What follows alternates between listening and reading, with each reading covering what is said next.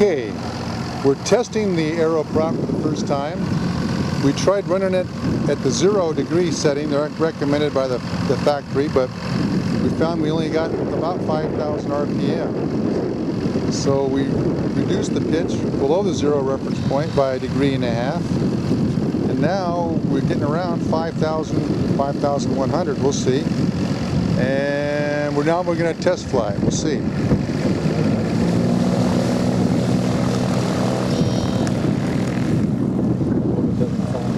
Scott is our newly designated test pilot, prop test pilot.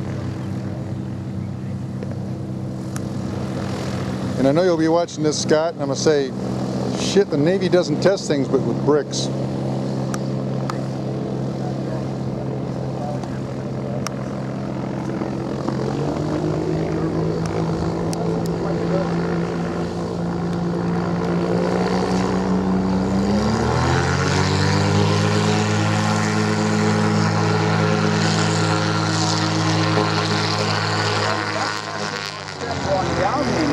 Better. Dude, that looks like an improvement. Because when I tried it the other day with his, it was almost impossible to get on step downwind with his other prop. That looked a little more promising. Good. The voice in the background is Searey Richter, Chief Test Pilot for Progressive Aerodyne. And Chief Cook and Bottle Washer too. And he washes beer bottles and reuses them. I'll punch it, see how quick he gets up and goes. Yeah.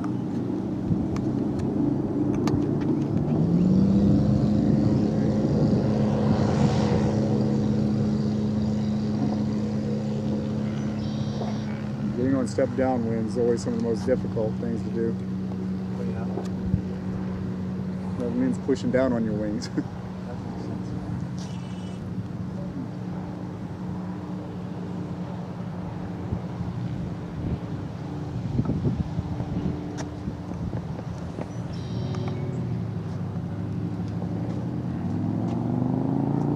Was there a third one of these seats, or was it just two? I thought it was three. That's what I was thinking. It just told me very far. It's probably down in the water. I'm not positive. I'm not either. I know. I mean, I don't think anybody can come out here to take one away. Yeah. Something else.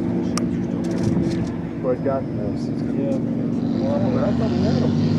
And the first run, Oh, I don't know. That's not looking very good. Slow one. There's up there.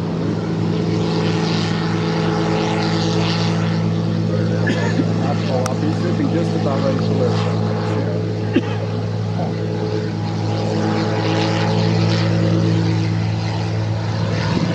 You guys saw it from his point of view. How's that looking compared to the other one? That's really good. The last one was better. I wouldn't put two people on it there. Yeah.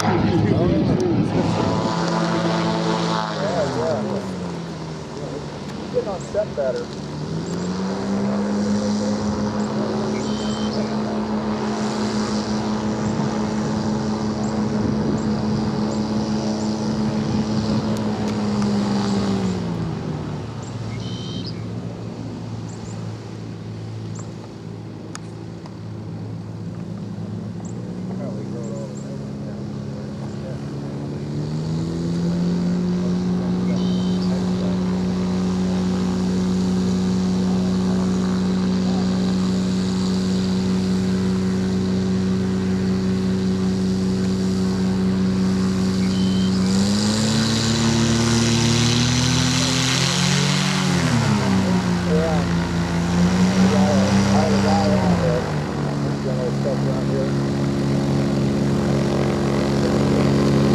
well, this is after an hour of flying around.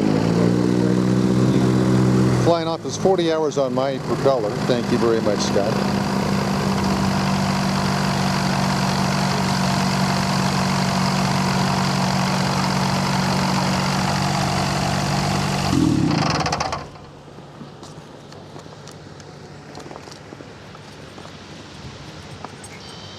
So what's the verdict? What'd you do with the other blade here? One of them's missing. I had to sell it for gas money on the way back. Looks like you're getting on step better. Yeah, Looks like you're it popping pushes a lot harder. It's what you need. Yeah. I have to run the. You know, the first. Sorry it took so long. I'm up there and I'm running the test. I'm almost done. I'm like, ah, crap! I got 10 degrees flap. So I'm just gonna do this. But it seems like the climb is pretty much exactly what I'm getting with the warp drive. Okay, how about the speed? And speed, I just got to do some. I was About doing the the same? rectangle. Yeah, I mean, speed looks about the same. Okay, but you're definitely. It's visibly. I can see you're punched up on step a bit quicker. It doesn't look like you're dragging to come on. You know, it's coming over. You actually feel a little I can more see you thrust. come up. I guess And that's when the you start wider even forward. that partial downwind, which you normally would have dragged a long ways, you actually came back on step coming this way too. Yeah, it was a noticeable improvement there. Well, at least one thing that seems to be an improvement is your ability to get up on step quicker. And let's say, getting out of where you just landed is very important.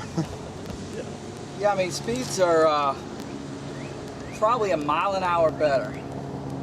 That's similar to what we found between warp drive and the Duke propeller also. Speeds, everything was almost the same, but I was jumping on plane quite quickly. Yeah, it's got better acceleration, and then you add a little bit of pitch to get maybe to 5,200. Now what may be helping there, does it feel like the engine's spooling quicker? Yeah, it is. Okay, that's what's helping you jump up, because the other ones, more lag time on the warp drive, more inertia, it's slower to come up, so you're going to be dragging longer. But yeah, I mean, that is a little better than the warp drive overall. Yeah. Not a magic bullet. The engine's still kind of